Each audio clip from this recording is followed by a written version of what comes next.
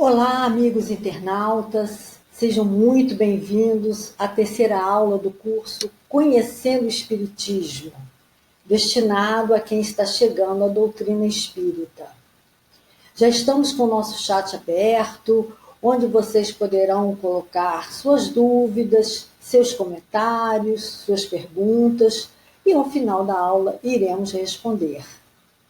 O tempo é curto para nos aprofundarmos no tema de hoje, aspecto tríplice da doutrina espírita.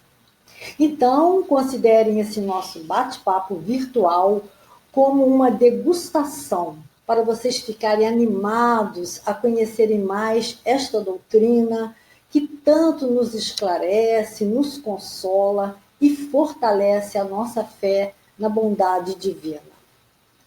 Quem não assistiu às duas aulas anteriores, que são muito importantes como introdução, podem acessá-las em nosso site no YouTube. E como sempre fazemos antes de todas as nossas atividades da casa, vamos ler um trecho do Evangelho segundo o Espiritismo, depois a prece de abertura e em seguida iniciaremos o estudo. Vamos ler, então, o capítulo 6º, o Cristo Consolador, item 5, a vinda do Espírito de verdade. Sinto-me cheio de compaixão pelas vossas misérias, pela vossa imensa fraqueza, para deixar de estender a mão que socorre aos infelizes transviados, que, vendo o céu, caem nos abismos do erro. Acreditai, amai, meditai sobre as coisas que vos são reveladas. Não mistureis o joio com a boa semente, as utopias com as verdades. Espíritas, amai-vos, eis o primeiro ensinamento. Instruí-vos, eis o segundo. Então vamos fazer a nossa prece, elevando os nossos pensamentos ao mais alto, agradecendo muito a Deus a oportunidade do estudo, que amplia o nosso entendimento e sereniza o nosso coração. Agradecemos também o carinho da querida irmã Maria Angélica, mentora da nossa casa, e toda a equipe espiritual responsável por estes cursos, e rogamos ao Mestre Jesus que abençoe os nossos esforços para apreendermos e vivenciarmos cada vez mais o seu Evangelho de amor. Vamos então começar relembrando alguns pontos básicos da doutrina, seus princípios e como ela chegou até nós. Vamos começar perguntando: você sabe o que é o Espiritismo? Quem assistiu à aula anterior já pode responder. O Espiritismo é a terceira revelação trazida pelos espíritos superiores sob o comando do Espírito de verdade, que é Jesus. A primeira revelação foi Moisés com os 10 mandamentos, e a segunda revelação foi Jesus, que veio pessoalmente há 2000 anos, há mais de 2000 anos, entre nós, para nos explicar e exemplificar as leis de Deus. É muito comum algumas pessoas definirem o Espiritismo como kardecista. Esta é uma definição incorreta. Por quê? Pode parecer que Kardec criou esta doutrina, ele teve uma ideia, uma intuição, um insight. Não foi nada disso que aconteceu. Ele nem tinha mediunidade ostensiva, ele não conseguia captar as comunicações dos espíritos. Ele foi apenas o codificador da doutrina espírita. Mas se alguém estiver perguntando, o que é um codificador? O que é codificar? No dicionário, codificar significa reunir numa só obra textos e documentos originários de diversas fontes. Foi o que fez o professor Rivaio, que depois adotou o pseudônimo de Allan Kardec. Durante as sessões das mesas girantes, ele anotava no caderno todas as comunicações recebidas pelos espíritos, que vinham contar aos médiuns como era a vida no mundo espiritual. Ele enviava também as mesmas perguntas para diversos médiuns de outros países e comparava as respostas para chegar, então, a uma conclusão sobre o tema abordado. Um dia, ele verificou que já tinha 50 cadernos de anotações. Então, resolveu compilar as perguntas e respostas de uma maneira metódica, seguindo um ordenamento didático de acordo com os assuntos. Assim surgiu o Livro dos Espíritos, que foi lançado em Paris em 18 de abril de 1857. Na primeira página do Livro dos Espíritos, nós vamos ver que Kardec não se colocou como autor, naturalmente. Como é que ele, então, apresentou a sua obra? Aqui nós temos informações importantes. Acima do título tem Filosofia Espiritualista, para classificar o conteúdo que seria abordado. Abaixo do título, nós temos Princípios da Doutrina Espírita, que faz um resumo dos assuntos que serão tratados.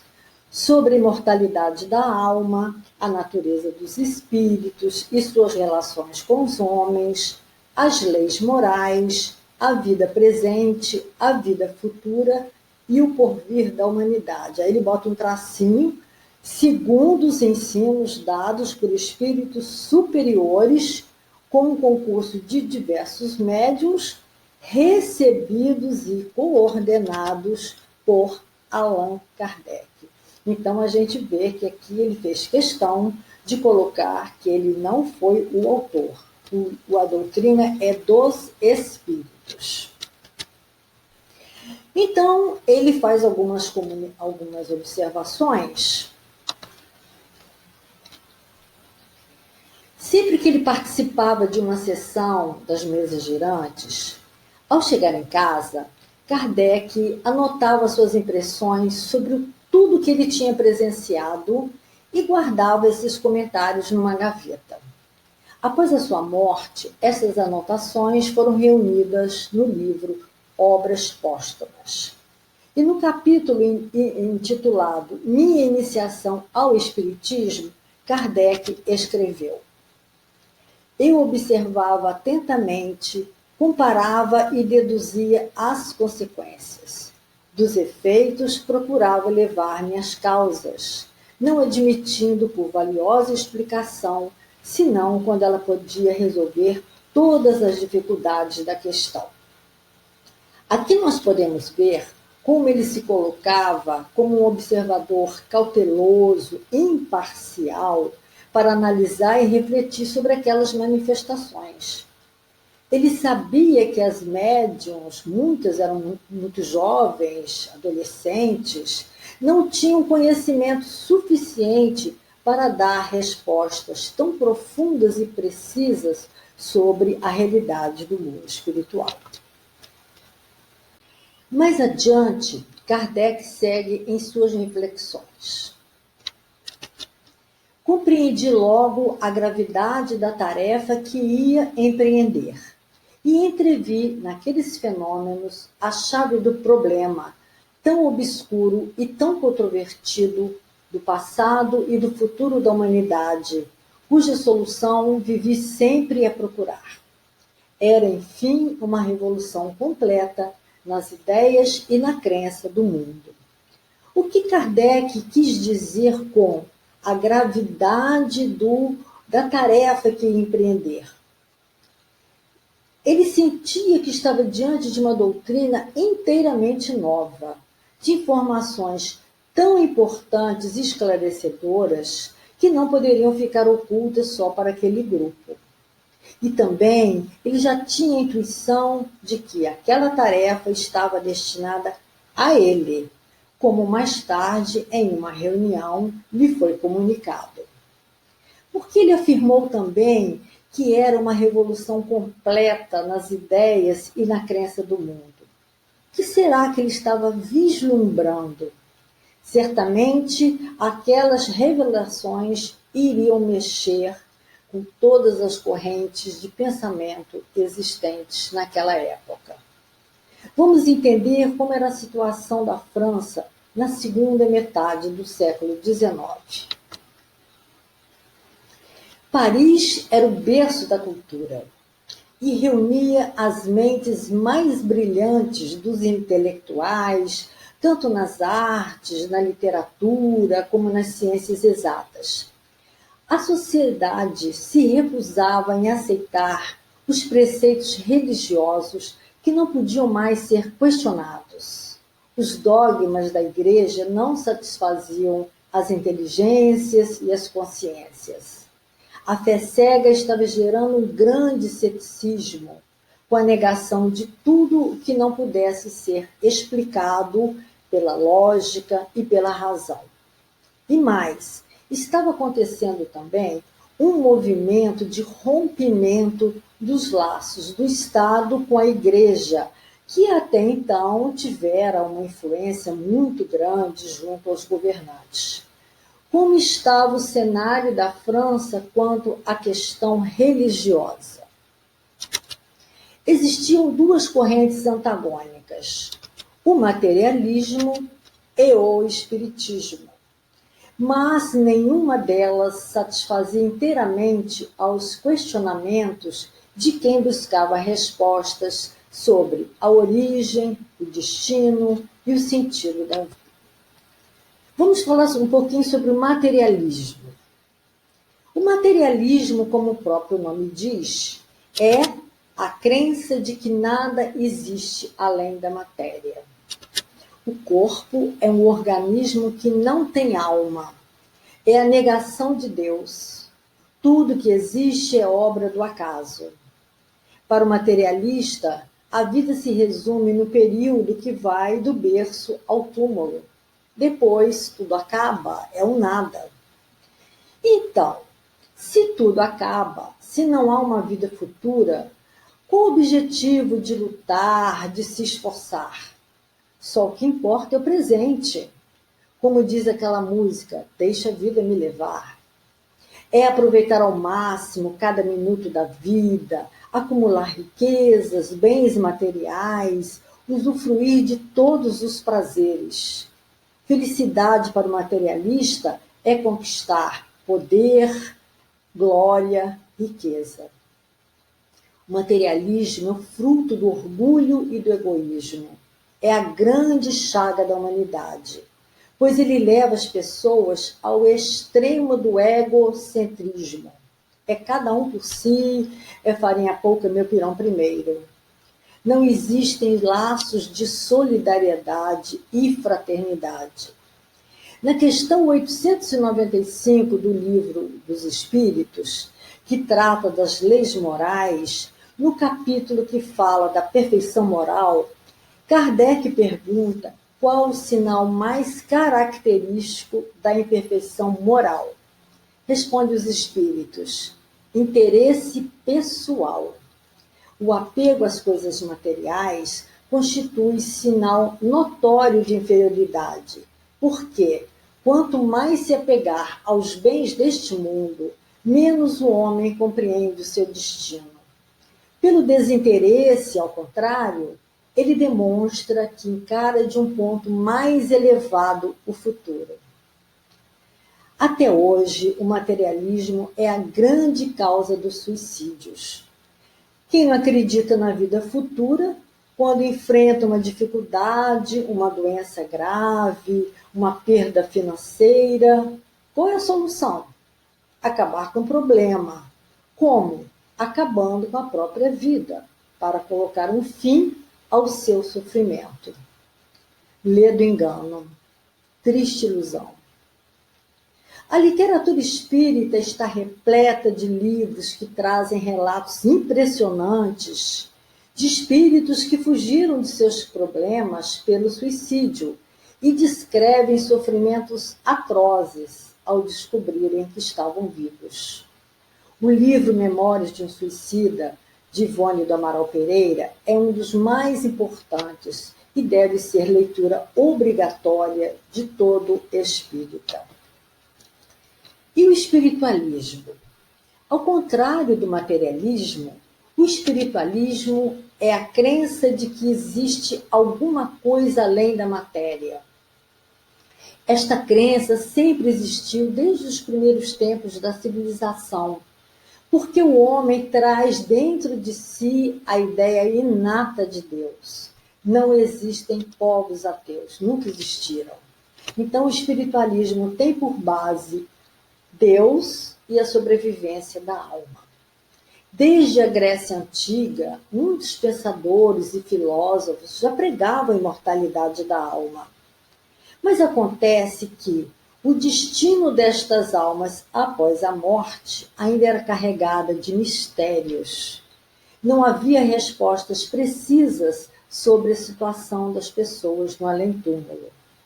A ideia das penas eternas, do céu, do inferno, atemorizaram sempre os fiéis da igreja.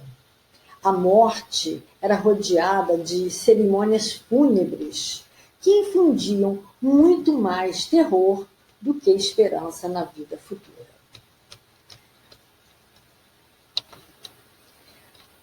O cenário, então, estava propício para a chegada do Espiritismo, que veio retirar o véu que ocultava a realidade do mundo invisível e provar que a morte não existe, que a vida continua além da vida. Há apenas uma mudança de dimensão. Então, o Espiritismo é o conjunto de princípios e leis que vem revelar a existência dos espíritos e a sua relação com o mundo material, que faz toda uma diferença. No livro Céu e Inferno, no primeiro capítulo, intitulado O Porvir e o Nada, Kardec comenta que o Espiritismo chegou para eliminar a incredulidade e os perigos que ela representa, não somente pelo raciocínio, mas também pelos fatos materiais, tornando visíveis e tangíveis a alma e a vida futura. Então, o Espiritismo tem sim uma base espiritualista, a crença em Deus e na imortalidade da alma. Mas ele vai mais além, ele demonstra esta relação entre o mundo espiritual e o mundo físico.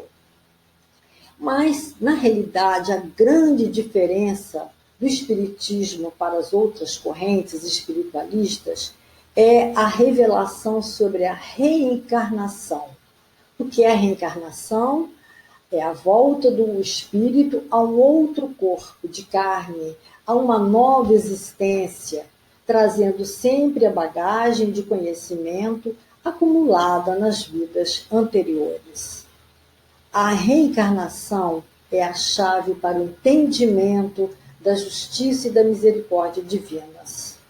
Ela acaba com o mito das penas eternas. Ela vem nos provar que Deus, em sua infinita misericórdia, dá a todas as suas criaturas uma nova oportunidade e tantas quantas forem preciso para evoluir, para resgatar os erros, pois a lei é de progresso. Se nós acabamos de ver que existe uma grande diferença entre espiritismo e espiritualismo, por que será que Kardec colocou na primeira página de O Livro dos Espíritos a expressão filosofia espiritualista? O que ele fez para explicar, então, a diferença entre esta nova doutrina e o espiritualismo? Kardec era uma pessoa muito prática. Então, ele resolveu criar um termo novo, espiritismo, cuja explicação está nas primeiras linhas do capítulo da introdução, onde ele diz: para se designarem coisas novas, são precisos termos novos. Assim o exige a clareza de linguagem, para evitar a confusão inerente à variedade de sentido das mesmas palavras. Então, nós podemos concluir que todo espírita é espiritualista, porque a base de Deus e a crença na imortalidade da alma são as mesmas. Mas Nem todo espiritualista é espírita, porque nem todos acreditam na reencarnação e nas comunicações com os espíritos. Agora, então, que nós já sabemos quais são os princípios básicos da doutrina espírita, vamos entrar no nosso tema de hoje, o aspecto tríplice da doutrina espírita. A doutrina espírita tem como pilares um tripé formado por ciência, filosofia e religião. Por isso ela é completa. Ali estão contidas todas as leis da natureza e todas as leis morais. A doutrina espírita é o consolador prometido, anunciado por Jesus na última ceia aos seus discípulos. Ele disse que rogaria ao Pai, que enviaria um outro consolador, que nos ensinaria todas as coisas e nos recordaria todas as suas palavras de uma maneira clara, sem mistérios, sem alegorias. Por quê? Porque nós já estaríamos preparados para entender. No livro Obras Póstumas, Kardec define o Espiritismo da seguinte maneira: o Espiritismo é, ao mesmo tempo, uma ciência de observação e uma doutrina filosófica. É interessante a gente notar que ele não colocou aqui, não acrescentou, que o Espiritismo é uma religião, como nós acabamos de ver no nosso tripé. Vamos ver por quê um pouquinho mais adiante. Ele começa falando do aspecto científico do Espiritismo. Como ciência prática, consiste nas relações que se estabelecem entre nós e os espíritos. Vamos refletir um pouco agora sobre o aspecto científico. O Espiritismo é uma ciência? Sim. Quais são os pré-requisitos para uma ciência? Quais são as características para uma teoria ser chamada de ciência? A doutrina espírita é uma ciência porque o seu método de observação e experimentação é o mesmo método usado pela ciência comum. Como é que os cientistas procedem quando eles vão investigar a cura de uma doença desconhecida? Primeiro, eles observam os sintomas, depois buscam as causas, para então partirem para a descoberta do remédio, da vacina que vai curar esta doença. Não é assim que está acontecendo agora com esta pandemia? Os médicos já sabem quais são os sintomas, já conhecem as causas. Agora só falta chegar a vacina, a descoberta da cura, que, se Deus quiser, vai acontecer muito em breve. Na época de Kardec, vigorava a ideia do método indutivo. Os pensadores entendiam que a ciência era composta de uma parte experimental e outra parte reflexiva. Como os cientistas procediam? Primeiro observavam os fenômenos, depois, por um processo indutivo de reflexão filosófica, chegavam às leis que regiam aquele fenômeno. Depois, tentavam explicar como aconteciam e, por fim, uma vez entendendo as suas causas e os seus efeitos, iam reproduzir em laboratório. Era este o conceito da ciência e em todas as épocas e também até hoje. Então, o aspecto científico da doutrina espírita pode ser resumido em estudo e observação dos fenômenos espíritas e as relações entre os encarnados e desencarnados. Muitas revelações trazidas no século XIX ainda são mistério para a ciência atual. Por exemplo, a telepatia, a comunicação dos espíritos, o poder do pensamento entre as mentes, tanto de desencarnado para encarnado, ou seja, de lá para cá, quanto de encarnado para desencarnado, daqui para lá. Nós estamos interconectados, interrelacionados o tempo todo com o mundo invisível. E nós atraímos para perto de nós os espíritos que estão na nossa sintonia, na nossa afinidade, para o bem ou para o mal. Na questão 459 do Livro dos Espíritos, Kardec pergunta: influem os espíritos em nossos pensamentos e atos? Resposta: muito mais do que imaginais. Influem a tal ponto que, de ordinário, isto é, na maioria das vezes, são eles que vos dirigem. Estudando a influência do pensamento, abre-se então uma porta para o entendimento de, por exemplo, os processos de obsessão, que a medicina, até muito pouco tempo, confundia como sendo um distúrbio nervoso e tratava com remédios. Claro que não se deve descartar o tratamento médico, mas muitas vezes o tratamento espiritual, a leitura edificante, os passes magnéticos e a prece são a melhor terapia para uma mudança vibratória, que ajudem muito, tanto o encarnado quanto o desencarnado. Outra explicação muito interessante de um fenômeno cujas leis ainda são desconhecidas na ciência da Terra são os milagres realizados por Jesus, considerados como algo sobrenatural.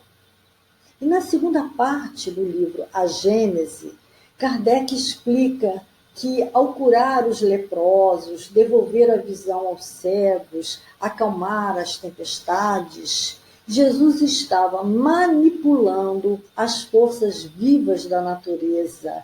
Ele utilizava os fluidos magnéticos porque ele já tinha esse conhecimento, sendo um espírito puro. Jesus mesmo disse aos seus discípulos que eles também poderiam realizar aquelas curas. Disse ele: vós podereis fazer tudo isto que eu faço e muito mais.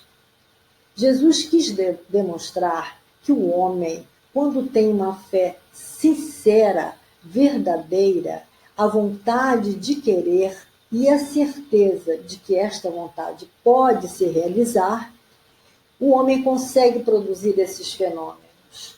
Tanto que, após a sua volta ao mundo espiritual, os discípulos fizeram várias curas em nome de Jesus. Em 1943, foi lançado o livro Nosso Lar, o primeiro de uma série trazida pelo espírito André Luiz através da psicografia de Francisco Cândido Xavier. Este livro até já virou filme, vale a pena vocês assistirem. Neste livro nós temos uma série de revelações sobre a medicina na vida espiritual, naquela colônia do Nosso Lar, que não era conhecida ainda da medicina aqui da Terra. André Luiz, então, é conhecido como repórter do mundo espiritual. Ele foi um médico muito famoso no Rio de Janeiro e, claro, ele não quis revelar sua identidade, adotou este nome. Ele teve uma educação católica, mas não tinha a menor ideia de que a vida continuava após a morte. Por isso, ele levou um tremendo susto ao chegar do outro lado e descobrir que não estava morto. Depois de ser socorrido no hospital da colônia do Nosso Lar, ele passou por um período de reconhecimento do local, inteirou-se das várias atividades de serviço e foi melhorando. Um dia, ele queria trabalhar, já estava cansado de ficar na ociosidade. Então, foi ao gabinete do ministro Clarencio, que era o ministro daquele departamento, pedir um serviço, um trabalho. E estava crente que seria admitido como médico. Mas foi informado de que não estava capacitado para fazer parte do corpo clínico, pois não tinha nenhum conhecimento sobre o tratamento da alma. Enquanto médico na Terra, ele só se preocupara com a parte anatômica do corpo de seus pacientes, ignorando que a doença começa primeiro no espírito, depois se reflete no corpo espiritual, para só então somatizar-se no corpo material. André Luiz reconheceu humildemente que não sabia nada da medicina holística, aquela que cuida do corpo e da alma, e aceitou, naturalmente, a tarefa de aprendiz, passando a servir como ajudante nas enfermarias. Em vários outros livros, ele nos conta como eram feitos os tratamentos espirituais, o planejamento reencarnatório e tantas outras informações interessantes que a ciência do plano físico ainda não descobriu. Mas vai chegar lá com certeza, é só uma questão de tempo e de preparo. Kardec tinha tanta convicção da veracidade científica dos fenômenos que comentou no primeiro capítulo do livro A Gênese. Caminhando de par com o progresso, o espiritismo jamais será ultrapassado, porque, se novas descobertas lhe demonstrassem estar em erro acerca de um ponto qualquer, ele se modificaria neste ponto. E mais, se uma verdade nova se revelar, ele a aceitará. Até hoje, nenhuma das teorias científicas do espiritismo foi contestada ou rejeitada pelas ciências modernas. Vamos falar agora do aspecto filosófico, como Kardec definiu. Como filosofia, o Espiritismo compreende todas as consequências morais. Quando o homem saiu da sua fase primitiva, em que só tinha instintos, e passou para a fase da razão, ele começou então a questionar tudo o que acontecia à sua volta. Começou a filosofar, a usar o pensamento abstrato, a procurar o porquê de todas as coisas. Todos nós já fizemos essas perguntas clássicas um dia na vida. De onde eu vim? Quem sou eu? Por que estou aqui? Por que eu sofro? Para onde eu vou? Não é assim? Então, o Espiritismo usa a fé raciocinada para trazer respostas lógicas, usando a razão, o bom senso. Então, nós vamos ter respostas que condizem com o raciocínio da nossa época atual, sem dogmas, sem mistérios, sem alegorias. De onde eu vim? Da costela de Adão, não dá mais para acreditar. Na primeira parte de O Livro dos Espíritos, Kardec reuniu as revelações sobre a origem dos seres, o povoamento da Terra, enfim, a origem de tudo no universo que foi criação de Deus. Quem sou eu? Sou um espírito imortal, criado por Deus, simples e ignorante, e destinada à perfeição, à felicidade. Como chegar lá? Através das várias encarnações, de várias existências, numa caminhada evolutiva, gradual, individual, pois a lei é de progresso. Tem lógica? Tem lógica.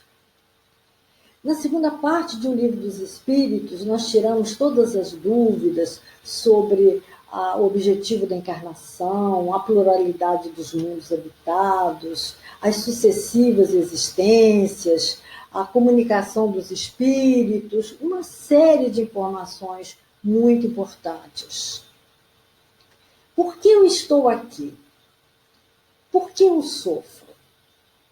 Quando nós estudamos a justiça da encarnação, da reencarnação, nós concluímos que tudo tem uma causa.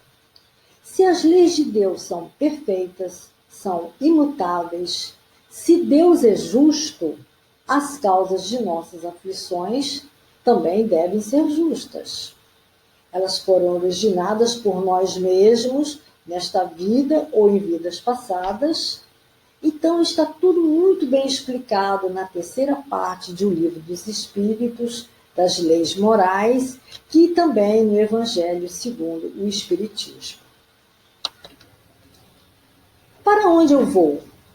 Para o céu, para o inferno, para o purgatório? Se Deus é justo e bom, ele não pode punir as suas criaturas com as penas eternas. Se qualquer pai perdoa seus filhos e lhes dá novas oportunidades para se corrigirem, imagine então Deus, que é todo amor, sabedoria, onipotência, bondade e misericórdia. As explicações sobre a situação no além-túmulo estão na quarta parte do Livro dos Espíritos e também no livro O Céu e o Inferno. Chegamos agora ao aspecto religioso da doutrina espírita. A doutrina espírita é uma religião? Sim, é uma religião. Se Kardec não colocou o termo religião junto com aqueles aspectos científicos e filosóficos, foi para evitar interpretações equivocadas. E ele explica por quê. Na revista Espírita de dezembro de 1868, ele escreveu um artigo intitulado A Doutrina Espírita é uma Religião? E ele escreveu da seguinte maneira: o vocábulo religião tem dois significados, duas acepções.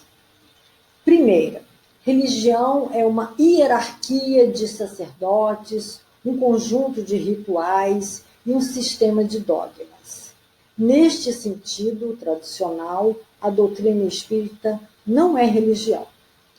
O segundo significado é o conceito etimológico do termo, religare, isto é, elemento de ligação da criatura com o Criador. Neste sentido profundo, a doutrina espírita é uma religião, porque ele vai religar o homem a Deus, vai colocá-lo em contato com as leis divinas que regem a vida, um conjunto de princípios morais.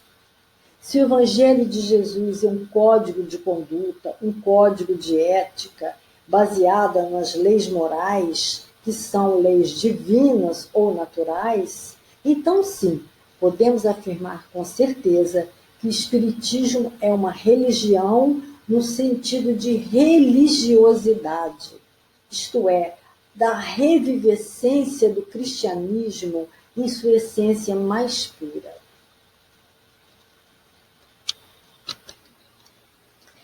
Então, podemos concluir que a doutrina espírita é uma doutrina completa. Ela é ciência porque explica todos os fenômenos que acontecem. Ela é filosofia porque responde a todas as indagações sobre o sentido da vida. E ela é uma religião porque ela sublima os nossos sentimentos, fazendo a nossa ligação com o Criador. Vamos terminar a nossa aula com essa belíssima mensagem de Jesus, que reflete tudo o que falamos nesta noite. Conhecereis a verdade, e a verdade vos libertará. Que verdade é essa que Jesus veio nos dizer? A verdade da imortalidade da alma, de Deus, que é criador de todo o universo, a verdade sobre a pluralidade das existências, a verdade das muitas moradas na casa do Pai, da comunicação com os nossos benfeitores e também do reencontro com os nossos entes queridos no mundo espiritual. E essa verdade vai nos libertar. De quê? Dos medos, das angústias, das ilusões, dos apegos, das aflições. A certeza da vida futura nos deixa mais serenos, mais tranquilos, mesmo quando enfrentamos dificuldades, porque sabemos que tudo passa. só não passa o amor de Deus. Assim, não importa o que aconteça em nossa vida, podemos sempre ter aquele estado íntimo de serenidade, de felicidade, que é a paz interior, que é o reino de Deus em nossos corações. Então, meus amigos, vamos fazer a prece de encerramento, agradecendo a Jesus, Mestre querido, amigo incondicional de todas as horas. Pedimos, Senhor, abençoa os nossos esforços para vivenciarmos cada dia mais o seu evangelho de amor. Abençoa a todos aqueles que estiveram hoje conosco, participando deste estudo. Abençoa os nossos lares, a nossa família, o nosso Brasil, o nosso planeta. Que a tua paz, Senhor, nos envolva e permaneça conosco, hoje e sempre. Graças a Deus.